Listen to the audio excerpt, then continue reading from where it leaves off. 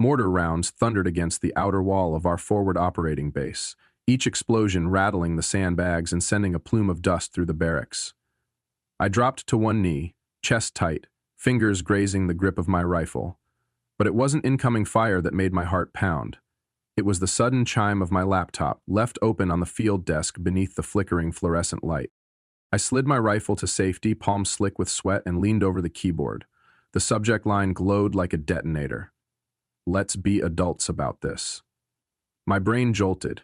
In that instant, the roar of combat faded behind me, and 14 years of marriage stared back in 3 cold sentences. Explosions rippled around the compound, but all I heard was the click of the mouse as I opened the message.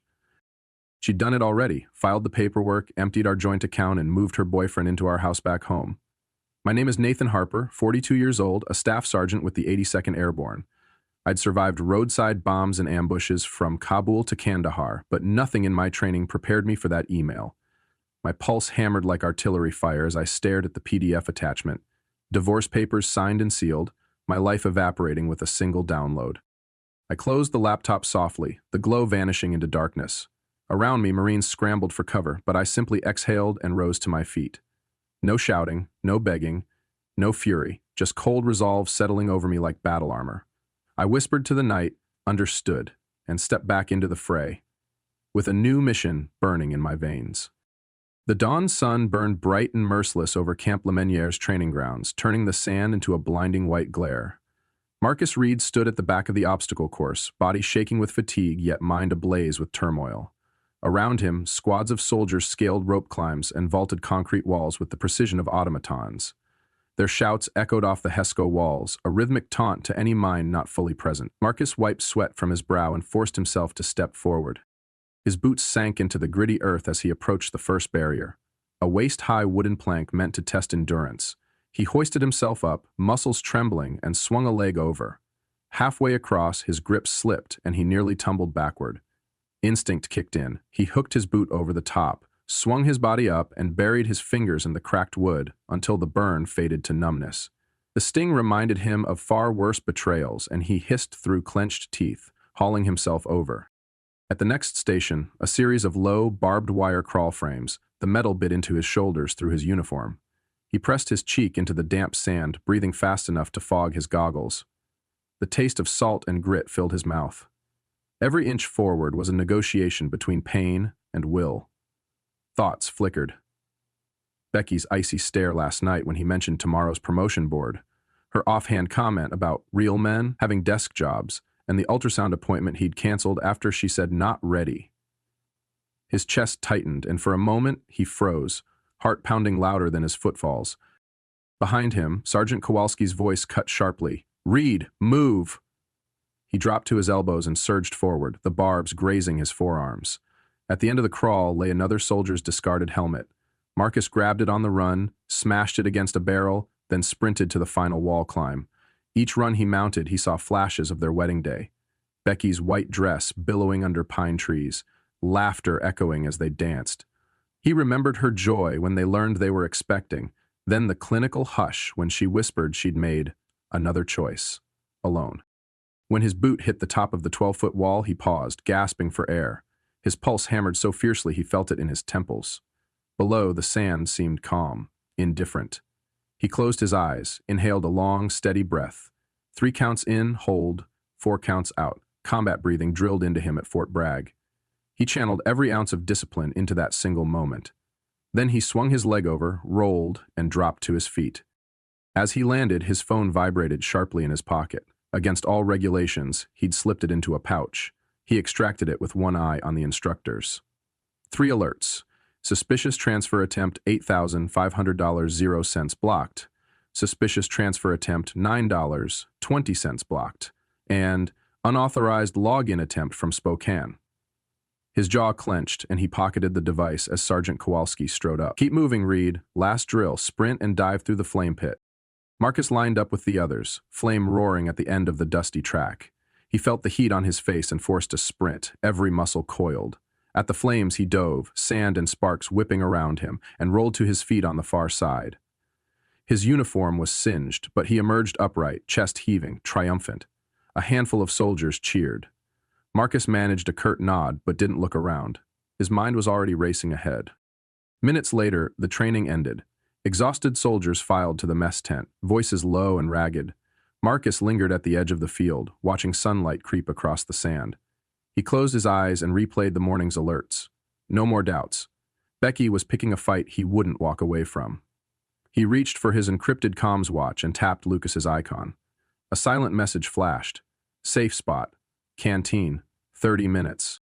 Marcus squared his shoulders, dust falling from his boots like dropped regrets. The obstacle course had tested his body and nearly broken his spirit, but the real course lay ahead, uncovering the betrayal, reclaiming what was his, and protecting the future of the family that still meant everything.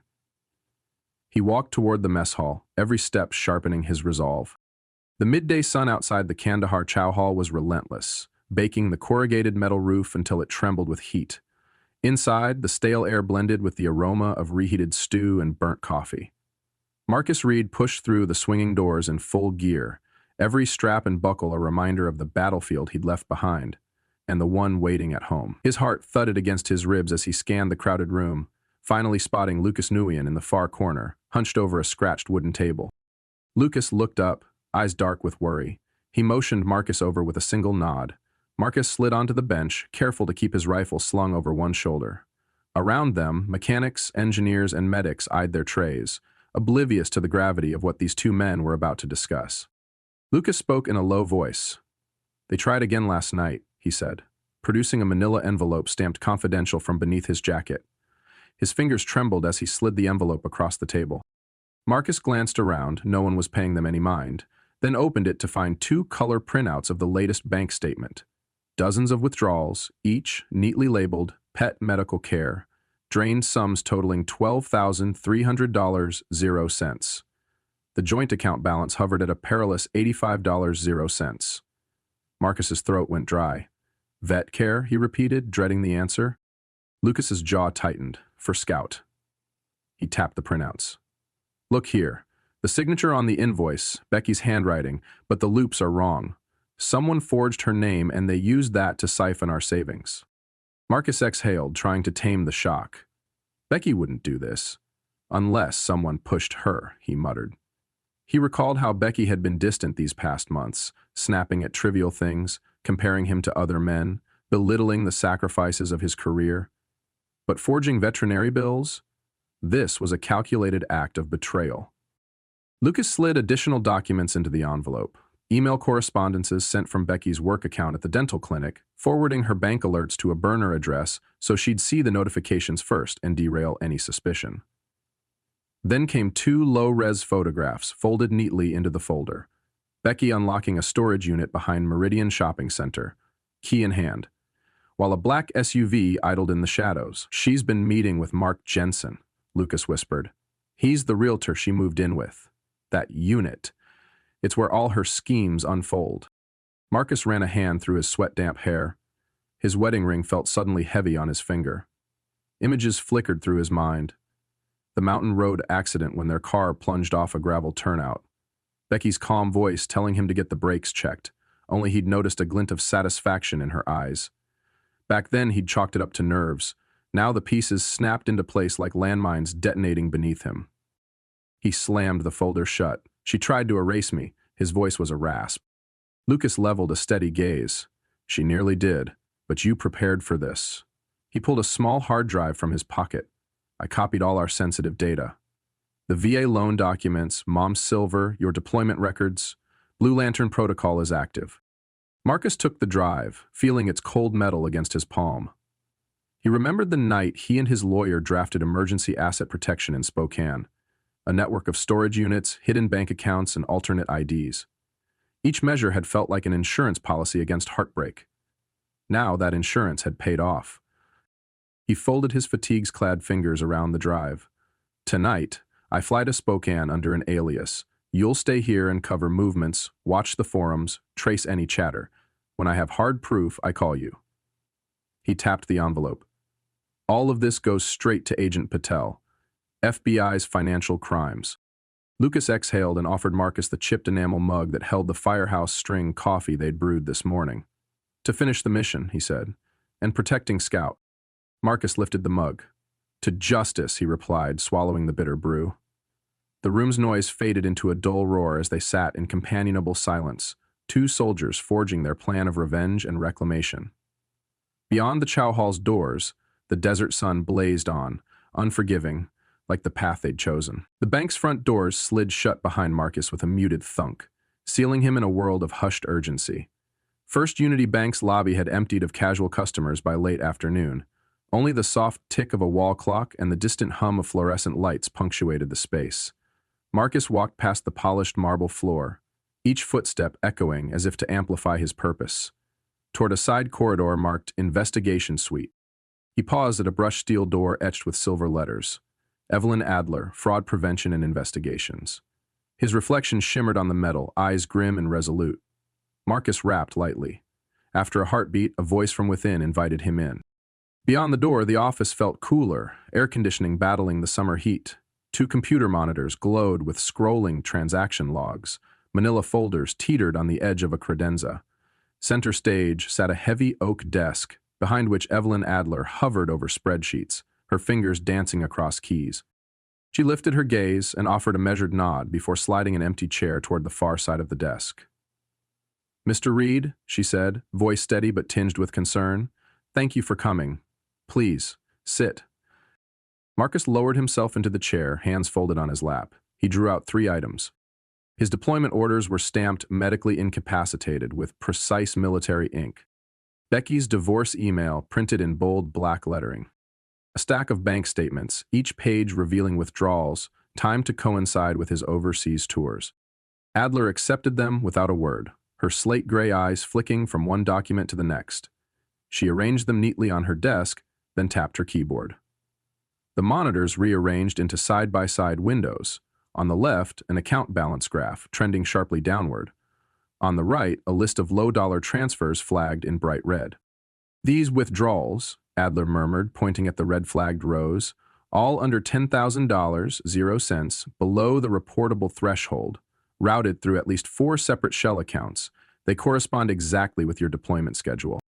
Marcus felt a cold satisfaction at her precise assessment. "That was the point," he said quietly. "To hide the pattern, but it won't hold." Adler pursed her lips.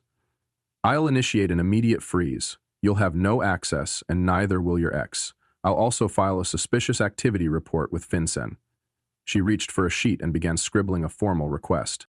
Before she could complete the form, the door clicked open and 2 plainclothes officers entered. Detective Harris of the Spokane Police Financial Crimes Unit and his partner, Agent Morales from the FBI. Both wore dark suits, badges clipped inconspicuously to their belts, and their expressions were all business. Harris nodded to Marcus. "Mr. Reed, you must be Mr. Reed. I'm Detective Harris, and this is Agent Morales. We've been briefed on your case. Mind if we discuss this in private?" Marcus stood.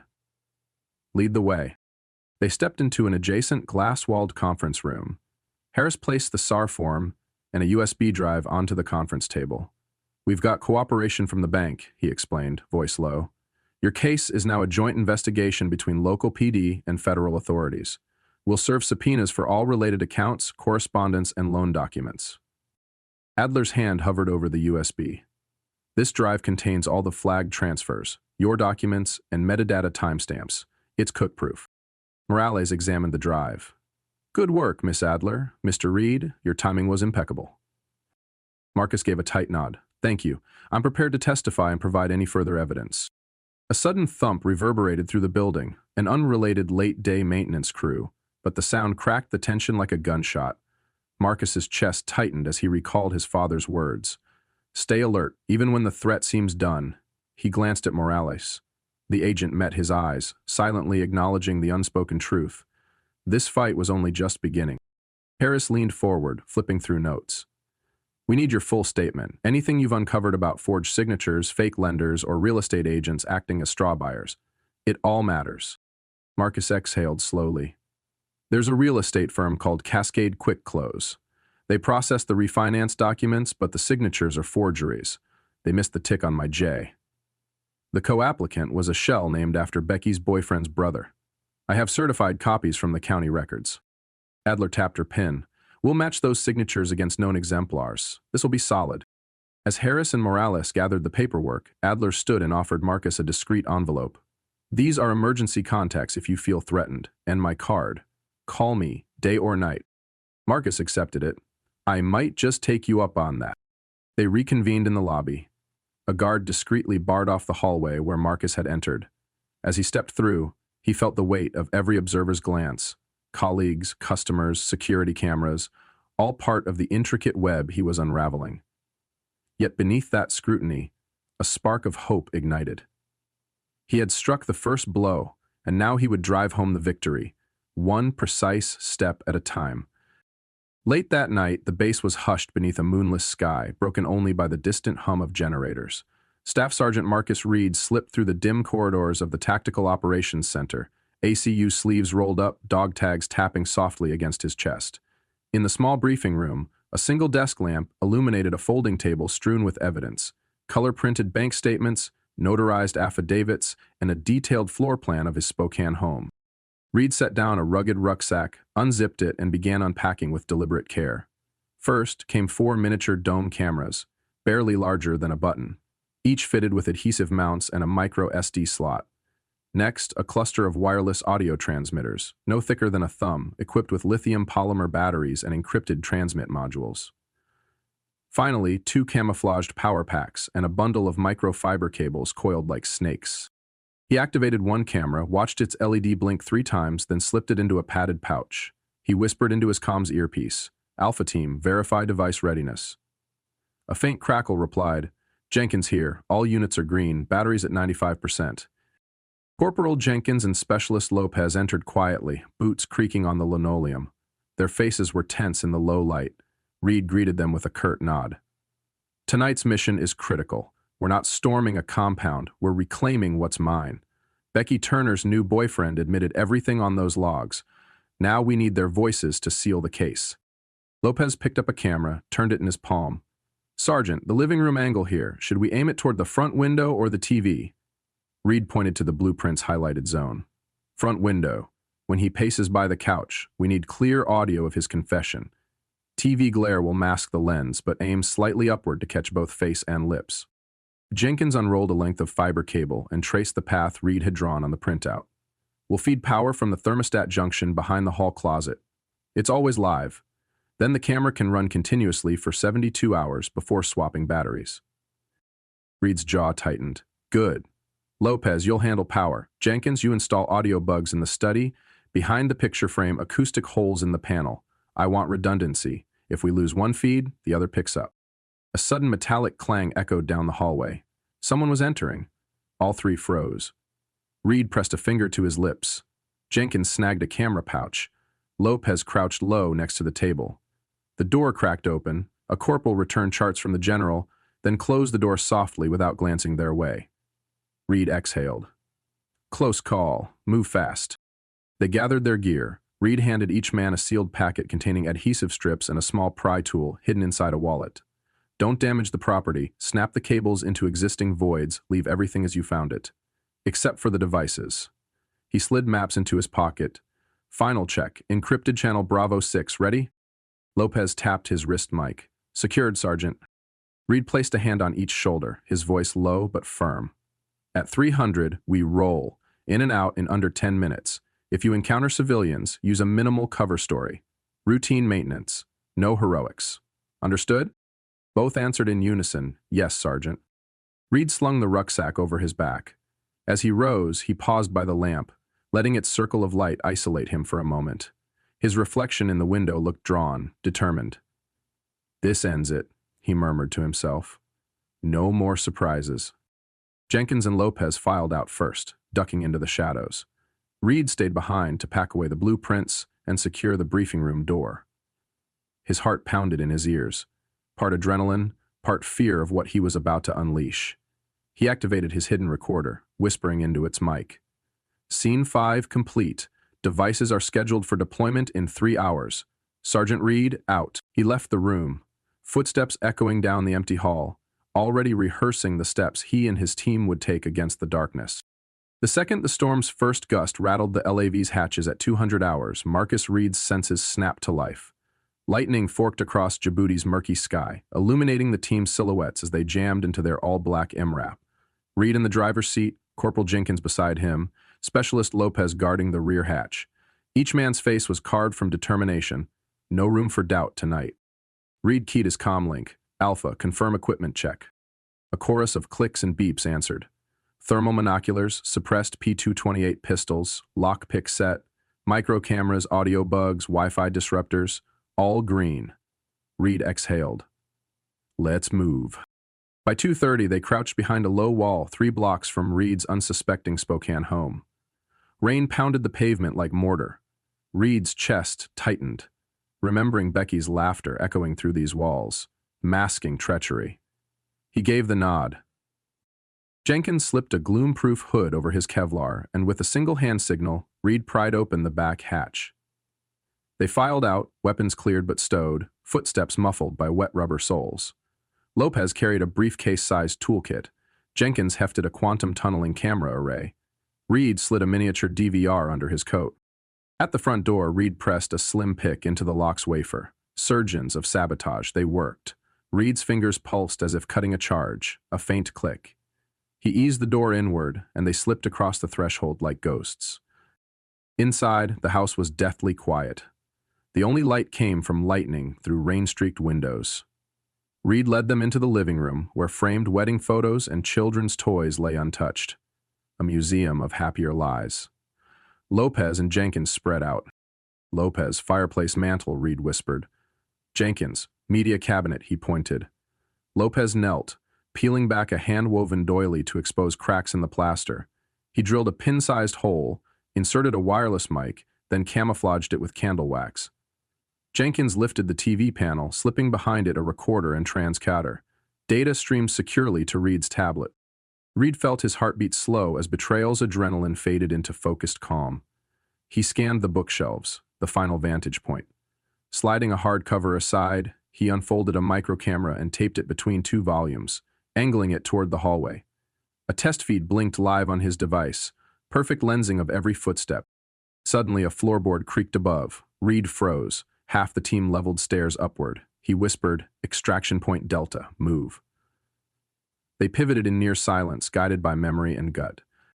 Jenkins reset the front door lock from the inside, preserving its factory look. Lopez sealed the fireplace with dust. Reed flicked off his tablet screen to prevent glare. Outside, the gale carried their absence like a trade secret breeze. They melted into the night, adrenaline giving way to grim satisfaction. Back in the LAV, Reed tapped his tablet. 10 camera feeds, 7 audio channels, all operational. Through the windshield, a final flash of lightning revealed the home's silhouette framed by storm. Their covert survey would prove impossible to ignore. Evidence meticulously harvested, betrayal laid bare. Mission accomplished, but the battle was only just beginning. At 5:30, the desert sky was a bruised purple, the final stars fading as Camp Lemonnier stirred awake. Marcus Reed slipped out of the sand-blasted trailer and into the pre-dawn chill, his breath trailing in white puffs. In the dim glow of the floodlights, he paused to check his watch. 10 minutes until mess hall opening, and precisely the window he'd needed to activate the last of his surveillance suite. He crouched beside a stack of propane tanks, fingers deftly affixing a microcamera beneath the edge of the communal water cooler. The lens was smaller than a fingernail, its black honeycombed grill invisible in the gloom. Next, he pressed a tiny magnetic mic underneath the plywood bench in the day room foyer. The perfect spot to catch every furtive whisper of staff and officers. Finally, he tapped a compact transmitter to the back panel of the phone kiosk, its rechargeable battery now humming with encrypted data. Mission hardware in place, Reed melted into the shadows as the mess hall doors swung open. Canteen trays rattled, smoke from the field stoves wafted across the metal tables. He scanned the faces.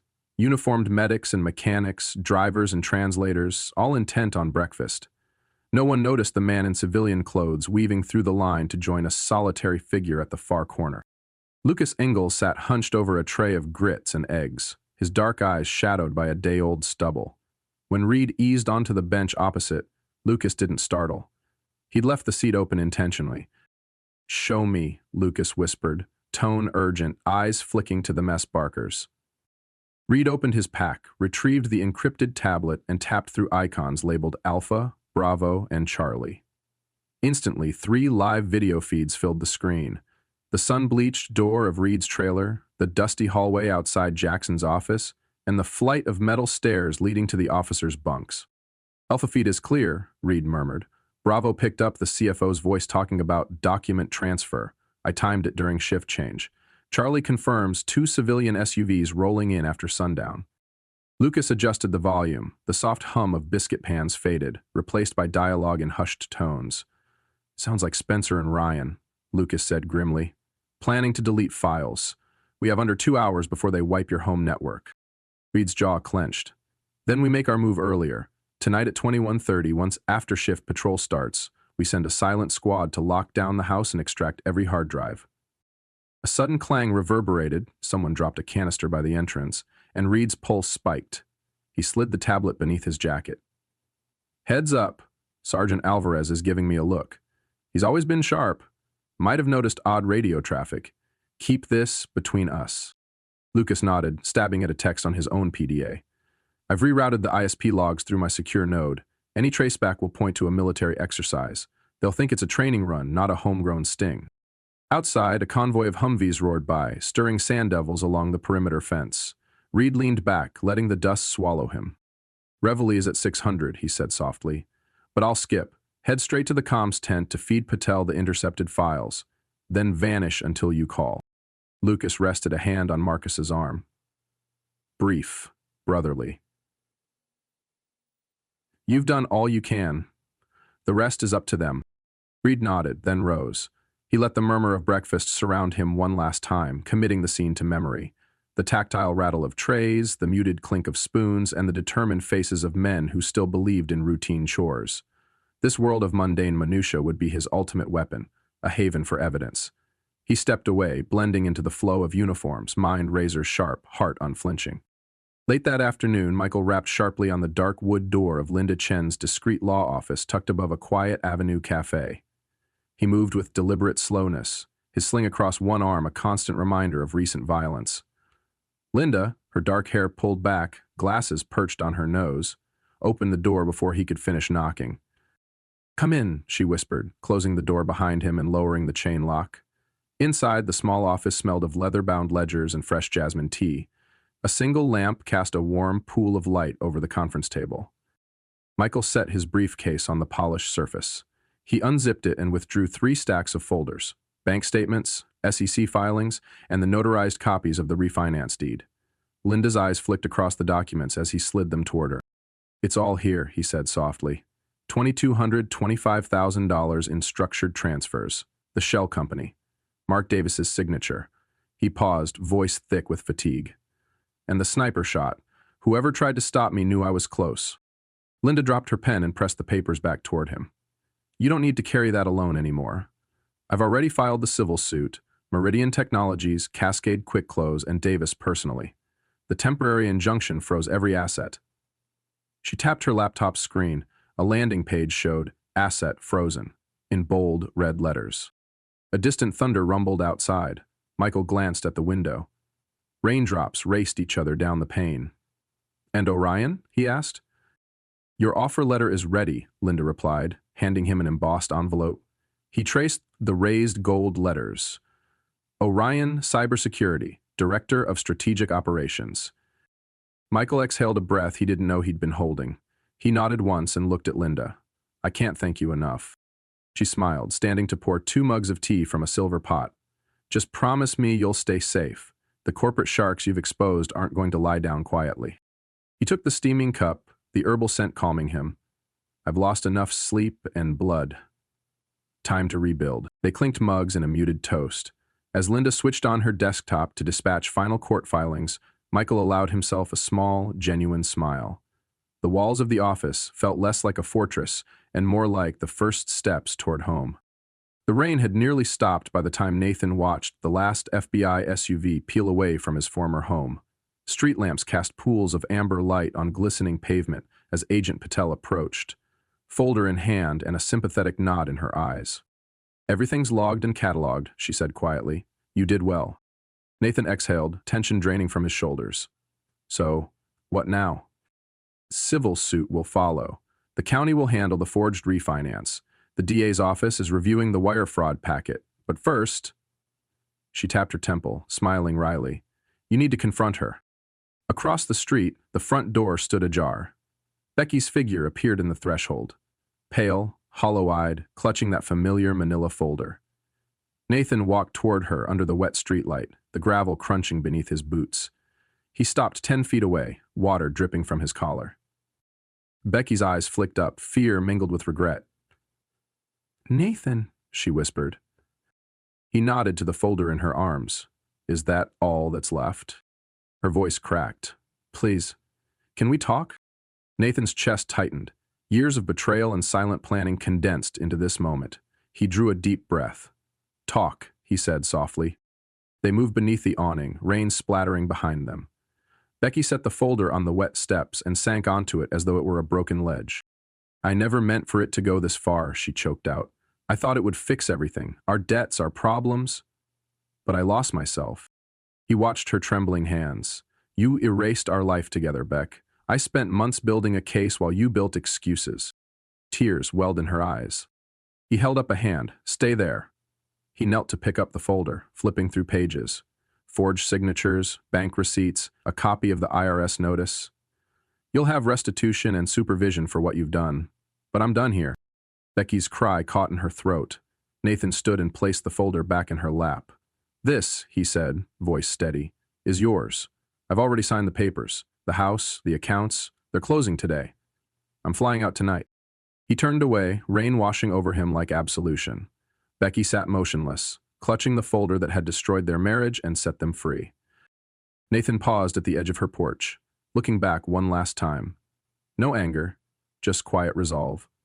Then, he walked into the night. Nathan walked through the empty terminal, his carry-on suitcase rolling quietly behind him on the polished floor. Each step echoed, too loud, too sharp, against the hollow hum of cleaning crews and distant flight announcements. He paused beneath the departure board. Flight 412, on time, Seattle to Missoula. A final glance at the gate number, and then he let himself follow the moving walkway toward a fresh start. Settling into his window seat, he pressed his forehead against the cool glass as the engines rumbled to life. Below, the city's grid receded into a tapestry of rooftops and streets. Nathan closed his eyes, breathing in a mixture of relief and anticipation. He thought of Scout waiting at the cabin door, of pine-scented air and solitude that promised healing. During the flight, he opened his notebook and wrote a brief log. Assets secured, divorce finalized, FBI case active, cabin purchased, Scout transferred to a new handler, new contract signed with Alpine Engineering in Bozeman, 3 months consultancy guaranteed. He added a final line, life reclaimed, mission accomplished. Touchdown came with a soft jolt, as if the plane acknowledged the end of one journey and the start of another. He deplaned and made for the rental counter, where he picked up a dusty Subaru Outback, rugged, unassuming, perfect for gravel roads. As he drove north, mountains rose on the horizon, blue peaks crowned with snow. Rain clouds parted to reveal slivers of sunlight dancing on the river below. By late afternoon, Nathan reached the cabin. Sturdy cedar walls warmed by the setting sun. Scout bounded out to greet him, tail thrumming, wet paws tracking mud across the deck. Nathan dropped his bag, scooped the dog into his arms, and laughed. A raw, unburdened sound he hadn't heard in months. Inside, he unpacked the picture frames, photos of Ethan and Lily on a summer shore, and placed them on the mantel beside a letter from a grateful spouse in Fort Worth who'd been saved by Nathan's case. "You didn't just get justice," she'd written. "You gave me hope." He pinned the letter above the hearth, alongside the mug Colonel Reeves had sent with the inscription, "Stay safe." That evening, Nathan lit the first fire in the stone hearth, sparks swirling like distant memories. He poured a cup of coffee, no MRE jokes this time, and sipped slowly. Outside, the stars emerged, bright and innumerable. For the first time since Kandahar, his world felt whole again. He leaned back in the chair, Scout at his feet, and whispered, "Mission complete." The Montana sun dipped low, gilding the pine tops as Nathan Harper stepped onto his cabin's weathered porch, Scout padding loyally at his side. He held an envelope thicker than the others, handwritten, postmarked from Fort Worth. Inside were letters from military spouses, sharing stories of betrayal, confusion, and fear. Each envelope felt like a mission dossier, each name a case file waiting for hope. He gathered the letters on his lap, scanning the words. A Navy wife whose savings vanished, an Air Force husband who returned to an empty home, a Marine mother threatened with foreclosure.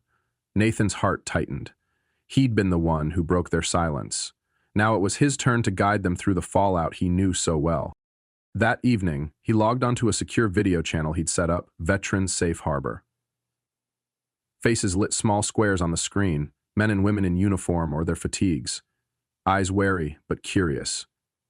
Nathan cleared his throat and began. I'm not here to lecture you in jargon. I'm here to share what saved me. Preparation, documentation, and unwavering resolve. Keep copies of every financial statement. Maintain separate emergency accounts. Change passwords regularly.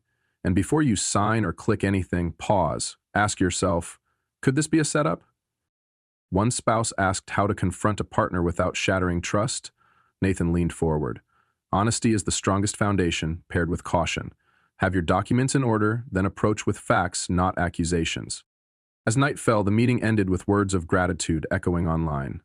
Nathan closed his laptop, stepped outside, and took a deep breath of crisp air. He'd turned his vendetta into a lifeline for others. The scars of betrayal would never fully fade, but they could harden into resolve. Betrayal can strike where you feel safest. In marriage, in finance, in friendship, the best defense is foresight. Document everything. Secure critical assets in trusted accounts and designate a reliable confidant. If you sense something amiss, unexpected transfers, secret accounts, sudden secrecy, trust your instincts and act swiftly. Consult legal counsel, freeze suspicious transactions, and create a support network. Take control today, review your accounts, update passwords, and safeguard your future against the hidden mines of deception.